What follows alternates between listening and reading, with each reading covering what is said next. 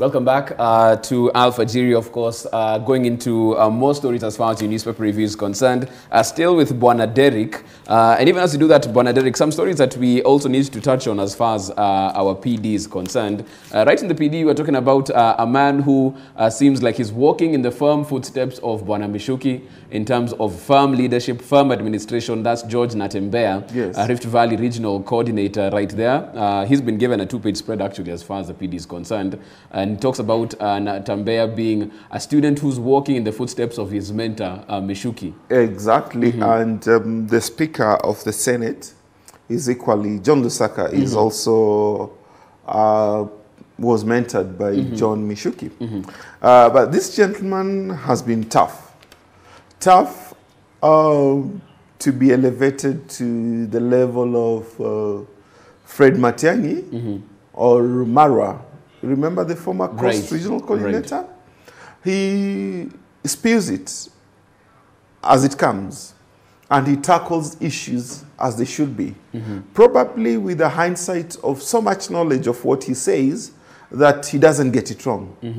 When the Mao eviction started, so many people say that he couldn't go an inch. And this gentleman moved mountains, literally. Because he managed to get rid of so many people who had bought land. Some of them say they bought the land, but if you dig deeper, they were using fake titles. Right. And Natembea fits the billing. Many years ago, we had Yusuf Haji with the same kind of acumen and without any integrity issues. And he used to be the provincial commissioner for Rift Valley. And you can imagine the vast region from Lokitang to Loitoktok, and he managed to control it in a proper way. Right. And this is a gentleman who politicians would like him because he shoots straight. But the issue is he serving this country the way he should? Right. I think he should. And if you read the story, we have brought out so much about this gentleman that you will admire his robust and confidence that he applies in his job. Obviously, because he has the backing of the national government, he has Matiang'i's backing, he has Uhuru Kenyatta's backing, and he has P.S. Kibisho's backing.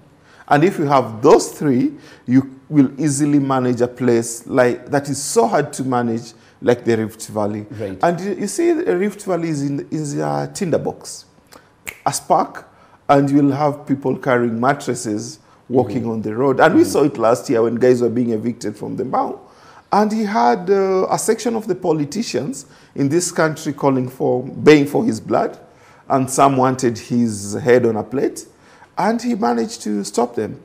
And now, with the second round of the Mao evictions about to start, we are waiting to see what he's going to do. Right there. And I think it's going to be, this one is going to be major because they did do away with the referrums. Now they're going for the real people. Right. And it's going to be crazy. And even as we, dive a bit deeper, of course, in the PD and have a profile on this particular Natembea, of course, and his work, it didn't, pass me the fact that he's just a couple of years shy of 50 years old. I think 48, 49. Yeah, Yet he's the youngest regional coordinator. I think he still has the verve in him. The youthful verve is still boiling in him. But Derrick, and that is why he can manage Derrick, he's almost 50. Yeah, but he has about 27 years to go. And he's the youngest. Yeah. He has that says something about even in terms of when you talk about very many capable youth, why do we have the youngest regional coordinator 50 years old? I think, does it mean you don't have any younger people who actually can deliver that particular level? Or what's going on here? I think working in the provincial administration and the OP, that particular section, you need to be, you don't come from school and manage that place. You don't just walk out of school of government, you become a DO and the next time you are posted there. You have to be seasoned.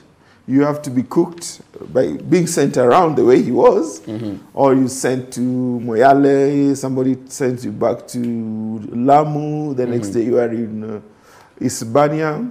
then you finally land in that big office as a DO, then you work your way up. He's 48, the youngest. But at 48, some bankers are thinking of retirement. So what does that mean in terms, and that's what I'm talking about. You look at private sector, yes. By the time you're 50, you're well up the ladder. Of Yes. course, you're looking at something different. And it seems like if you look at across the board, if this is the youngest regional coordinator we Actually, have, he's just starting as a regional coordinator. when he's almost 50 years When old. he's almost 50, it just tells you that probably he stayed, or he might be the most experienced, if we go by that. He must have been the only one who has stayed longer in that particular, because many people don't take those jobs for long. When you are a DO, after 6, 7 years, you move to a DC. If you don't get a better posting, you quit. You go to the private sector. Right. But I think he's been cured. He's cured for that thing. He's been seasoned. And now we are seeing the best of him. Okay. And probably, we've only seen the little he can do. And I don't think he will face a bigger hurdle if he takes on Rift Valley in the way it should be. Right, right. Of course, that is definitely a hot potato. Yeah, it is a hot potato. Lands Because, squarely on his lap. yeah, you can imagine that is the home of the deputy president. That is the home of the extended home of Uhuru Kenyatta. That is the home of the Maasai. That is the home of the Samburu. That is the home of the Pokot, the Turkana, and the Tugans, Right. the Ilchamus, guys who bring proper hell to this country when they decide to fight, to throw spears at each other around Baringo, Pokot, and Turkana. So I think the guy is up Right. for a big job. His work is definitely cut out for him. It is cut out for You can him. get that story, of course, in plenty of detail on page 4 of your PD. Also, in your PD, state to auction Billionaire Karaoke's containers of expensive whiskey. The containers held at the ICD contain pricey whiskeys, wines, and other alcoholic beverages imported by the Billionaires' two companies, Wines of the World Beverages and Africa Spirits. Of course, last week he stepped down as chairman of the group of companies Yes, he in did. order to fight these allegations in terms of the 41 billion shillings tax evasion charges that are being brought against him. Jeff, it's 41 billion shillings by one person or his two companies. But he sits at the helm, which means he probably is the one who owes the 41 billion shillings. But where was the taxman When all of this was happening? when all of this was happening? I think there should be a red light when it hits a billion. Or rather, when it hits a million shillings, there should be a red light. And the danger signs should keep on flashing anytime it gets to another level. When it gets to 2 million shillings, somebody should even tell you, hey, Jeff, you owe the government 2 million shillings. Does it mean that the guy was so reckless, the taxman, that he could allow somebody to pile up 41 billion shillings in tax? And they want to auction some expensive whiskey. I think guys would be suffering when he doesn't supply them with this whiskey. And I wonder why it just happened like that. They should have nipped it in the bud early enough, Jeff. Yeah, I mean, But and when you look at it, like you said, this is not 1 million, it's not 2 billion, it's not even 1 billion Kenyan yes, it shillings. is not a billion. 41 billion shillings Yes. for that to go undetected up until now raises a lot of questions. Yeah, and if we talk of the 41 billion shillings figure, imagine what it can do. A thicker superhighway, a new airport, salaries for the university lecturers, or it can fund a portion of the CBC. Right. So I think there is a lot of laxity or impunity combined with laxity. And that's where we are at the moment. Or somebody feared sending him the bill. In fact, it's so funny you mentioned that because even the whole Division of Revenue bill standoff is around 16 billion. Yeah, that's they not could even get half it of from, what yeah, it's he not even evaded. half of it, yeah. So probably we don't have our civil servants doing what they're employed to do. And karaoke actually shows them that you know nothing. You can get more details of that, of course, and the pending auction of those particular brands of whiskey and wines in your copy of your People Daily right there. Again, like we told you, it's a new look as far as the PD is concerned, so get it and see the new look as far as the PD is concerned right there. We move on now to the Daily Nation as well. In the Daily Nation, interest on old loans will not change. In the biggest concession yet to Parliament, in a bid to scrap the interest rate capping law, lenders through the KBA, the Kenya Bankers Association, have offered not to increase interest rates on current loans, as has been the practice in the past. Instead, only new borrowers will pay the new rates in line with their risk. Has it been changed yet? That's, I think, what they're intensely lobbying for. So if you have a loan now, you should continue with that rate, even if the rates change. Yes, it is. I think they're trying to encourage many people to take loans. They've been suffering. Their loan books have not been reading nice stuff. And with the banks shedding a lot of jobs in the last 3 weeks, I read that KCB will also be doing away with a few jobs. The KBA have their own right to say what they can. Right. As concerns their loans, because I think the intense lobbying we've seen in the last few years from the IMF and the international borrowing funds is that they want it liberalized to what it was before. I don't know why, because the banks are still making profits, but paying at the current rate means that if you take a new loan, you will take it at a different rate from what it is now. Right. And unless they're trying to placate or to soothe the hearts of the parliamentarians, I can't see it working easily. Or, I don't know, KBA have to please the parliamentarians who've said no, because they wanted to do it sometime last year, but then they were told no, they couldn't even raise a quorum in parliament. But this time round, it seems that they are trying to come from a very far point to ensure that by the time they get to the negotiations, they'll be telling the borrowers that you will pay your loan at this rate, not at the new rate, which I think will be 18 or 19% or even 20%, as it was before.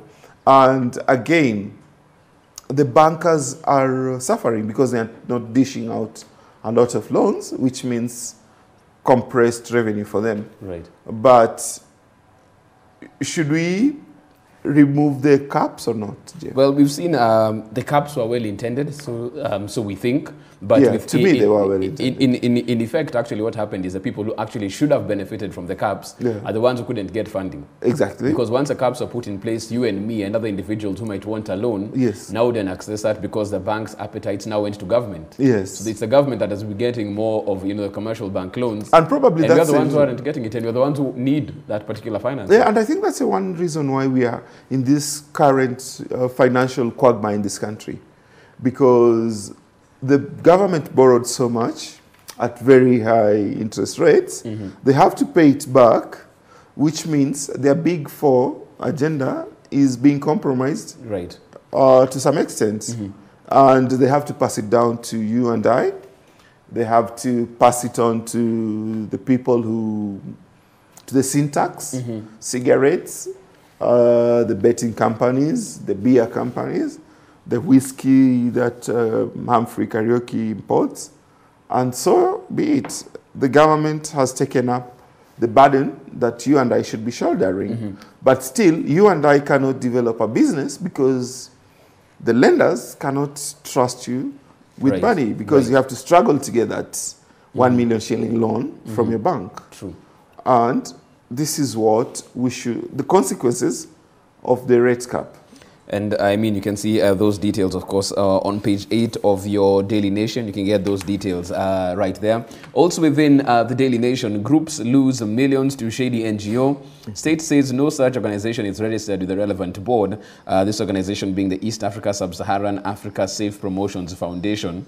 And this isn't the first time we've actually heard of NGOs, fictitious NGOs. The same NGO. Coming in, getting money, and just off with the wind. You remember the same NGO called so many people to Kasarani Stadium about 4 years ago, promised them jobs.